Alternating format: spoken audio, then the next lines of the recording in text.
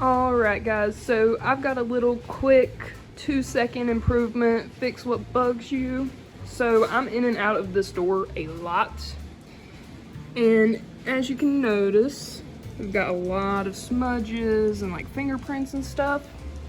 So I'm just gonna take 2 seconds, clean the windows, and I'll get back to you.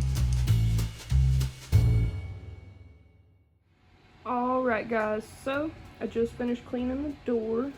We've got a bunch of the gunk off, kind of around the handle where it was discolored. And as you can see, we're mostly streak free. I'm not gonna say it's perfect, but yeah, just fix what bugs you. 2-second improvement, easy, simple. Alright guys, so I took a before of the refrigerator, and as you can see, it's a little gross, disorganized, and kind of just all over the place. I'll zoom in so you can see. Yuck, that's gross. Alright, so we're going to try to clean that up.